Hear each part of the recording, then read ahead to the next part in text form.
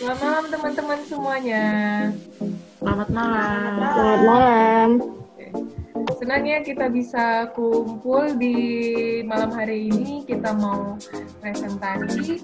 Tapi sebelumnya kita mau perkenalan dulu. Perkenalan untuk teman-teman yang akan nonton video kita ini. Oke, boleh dong perkenalan dimulai dari Tuti.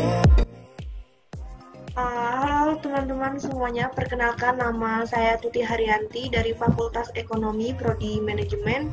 NIM saya 17051141. Putri. Perkenalkan, nama saya Putri Oktaviani, mahasiswa Fakultas Ekonomi di Universitas Mercu Buana, Prodi Manajemen. NIM saya 170511168.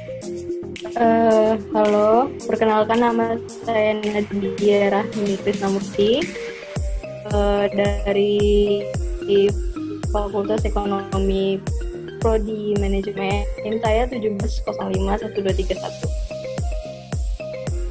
Selanjutnya Jordi. Oke, selamat malam teman-teman. Perkenalkan, nama saya Jordi Fikir Marewa dari Fakultas Ekonomi, Program Studi Manajemen Universitas Mercu Buana. Terima kasih.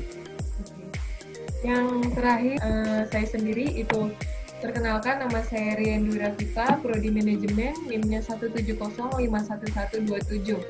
Oke, tanpa berlama-lama, teman-teman, kita akan presentasikan materi kita pada malam hari ini menyangkut dengan ekonomi manajerial yang studi kasusnya pada Koperasi UPN. Kita akan buka PPT-nya. Kira-kira teman-teman bisa lihat nggak? Bisa. Itu langsung aja dari slide yang pertama, teman-teman kita berikan kesempatan untuk mempresentasikannya. Monggo. Boleh? Yang pertama itu membahas tentang kondisi kebutuhan dan permasalahan, dijelaskan oleh Mbak Tuti. Yang pertama, kondisi. Koperasi Universitas Pembangunan Nasional Veteran Yogyakarta terletak di Jalan SWK nomor 104 Lingkar Utara, Condong Catur, Yogyakarta. Pada awalnya, para pegawai akademik pembangunan nasional yang dimotori oleh Dr. Andes Suepriyo, Ali Mulyono, BSc, Karsono, Ngadiroso, Jojo Raharjo, dan R.A. Eli Nurijah melakukan rapat pegawai pada tanggal 29 September 1960, di mana untuk merencanakan pembentukan koperasi pegawai, dan akhirnya pada akta pendirian koperasi didaftarkan ke Kepala Jawatan Koperasi Daerah Tingkat 1 Daerah Istimewa Yogyakarta, yang mana pada tanggal 6 Maret 1963 dengan nomor 479-BH-X1 dengan area kerja koperasi, yaitu meliputi kantor dan bagian-bagian dari akademi.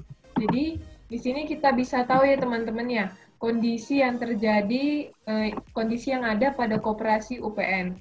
Selanjutnya kita bisa lihat dari prinsip koperasi itu yang akan dijelaskan oleh Mbak Tuti. Oke. Dilihat dari 7 prinsip koperasi, kondisi koperasi UPN itu kalau misalkan dilihat dari 7 prinsip koperasi itu ada 7. Yang pertama, menerapkan prinsip sukarela. Kondisi koperasi UPN menerapkan prinsip sukarela terbuka, di mana anggota koperasi UPN tidak hanya beranggota dari masyarakat dalam UPN itu sendiri, tetapi ada juga masyarakat dari luar UPN. Semua orang bisa menjadi anggota koperasi UPN dengan syarat orang tersebut mau membayar simpanan wajib, deposit utama, dan sukarela. Yang kedua itu pengelolaan demokratis. Karena setiap anggota koperasi UPN akan diberikan kebebasan dalam berpendapat, namun harus menggunakan aturan yang jelas, yakni berdasarkan prinsip koperasi sebagai gerakan untuk ekonomi rakyat, di mana dengan asas kekeluargaan. Yang ketiga ada prinsip pembagian SHU adil. Pada koperasi UPN, pembagian SHU dibayar secara langsung, di mana anggota merupakan investor. Setiap anggota koperasi UPN memiliki hak atas SHU-nya. Yang ketiga ada prinsip balas jasa terbatas pada modal. Maksudnya yaitu pemberian balas jasa koperasi UPN di sini berdasarkan besar kecilnya modal dari anggota koperasi itu sendiri. Kemudian yang kelima ada kemandirian. Semua anggota koperasi UPN memiliki sifat kemandirian di mana untuk menjalankan tugas dan tanggung jawab masing-masing. Selain itu, para anggota koperasi UPN berperan aktif dalam meningkatkan kualitas karena dapat mengelola koperasi dengan baik. Yang keenam itu ada prinsip kerjasama antar koperasi. Saat ini, koperasi UPN belum ada kerjasama antar koperasi, namun koperasi UPN baru melakukan kerjasama dengan beberapa lembaga seperti Lembaga Keuangan, Bank Mandiri, BPD, DIY, BRI, dan BNI. Dan ada juga lembaga non-keuangan seperti PT Asuransi Jiwa Persero. Semua anggota koperasi UPN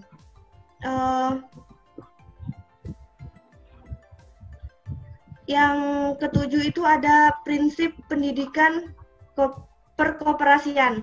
Prinsip pendidikan perkoperasian di koperasi UPN itu semua anggota dididik untuk berwirausaha dan harus mampu berkomunikasi dengan baik kepada masyarakat, di mana sesuai dengan Undang-Undang Pasal 25 pada tahun 1992.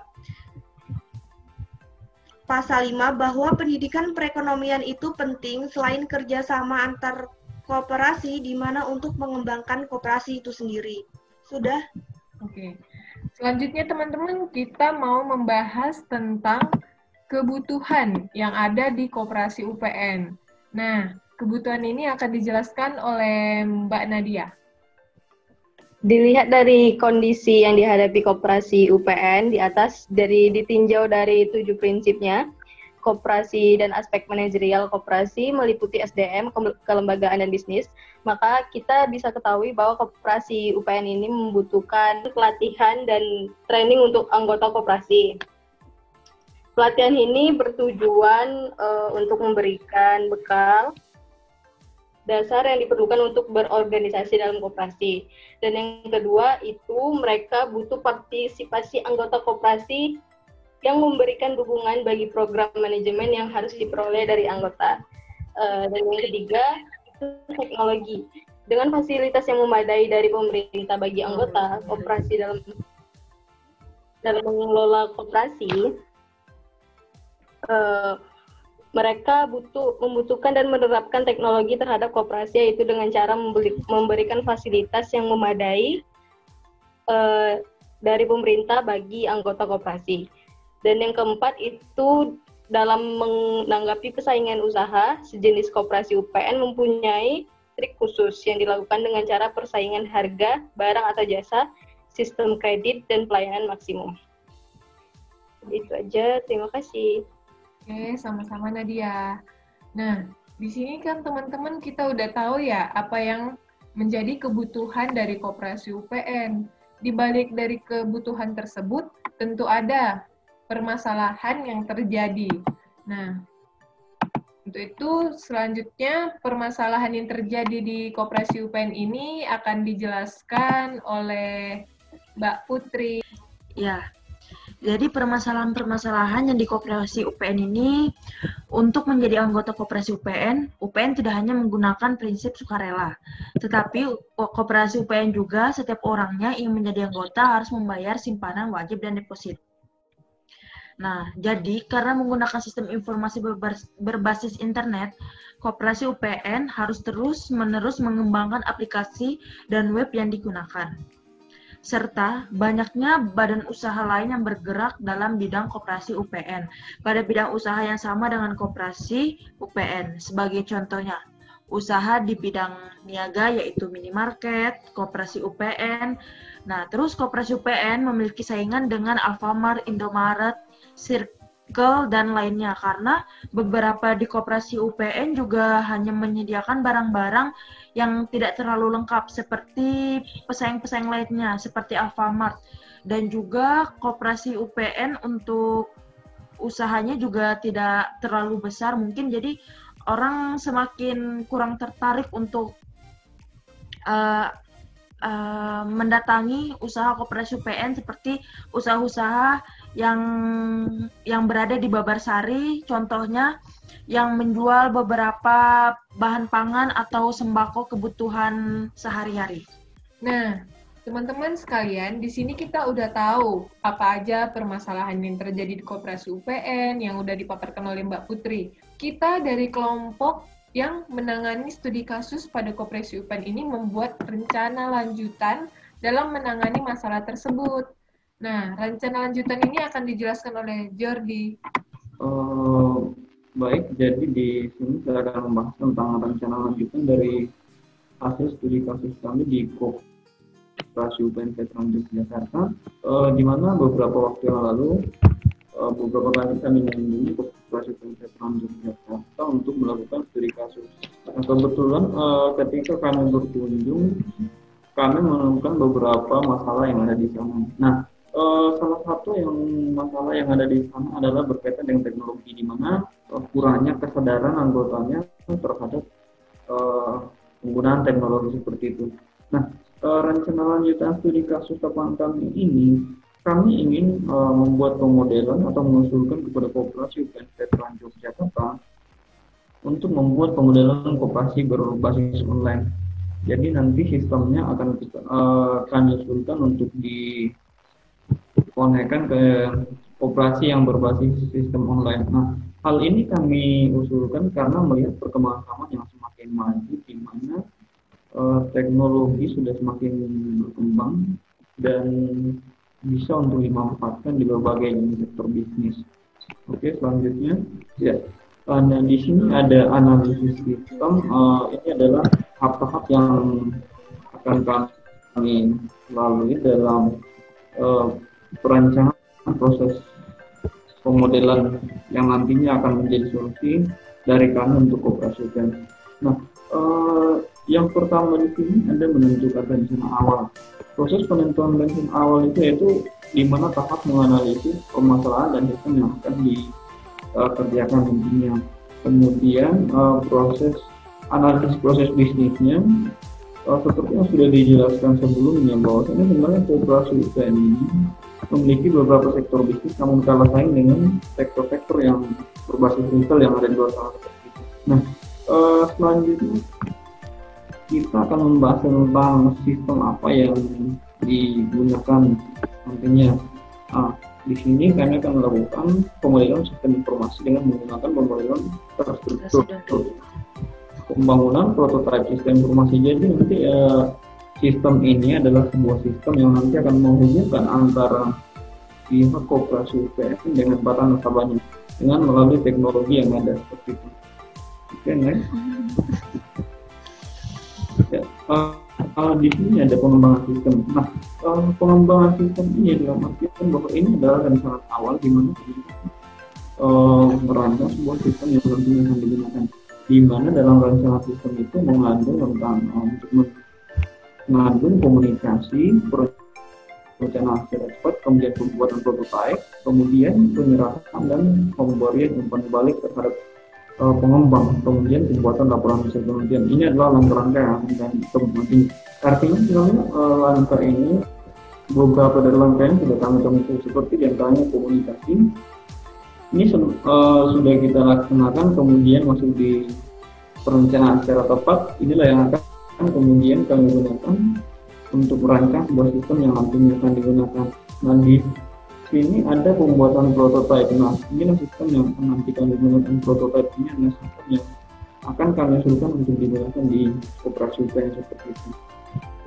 Oke, selanjutnya teman-teman, setelah dijelaskan oleh Jordi tentang analisis sistem dan pengembangan sistem. Nah, beginilah dia kira-kira model sistem prototipe yang kita maksudkan, yang merupakan model sistem yang akan kita lanjutkan dalam rencana bisnis pada koperasi UPN.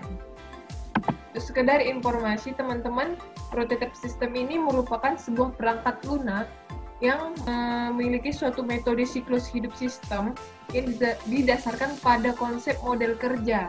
Jadi, prototipe sistem ini sangat baik kiranya dapat digunakan pada usaha yang akan kita jalankan.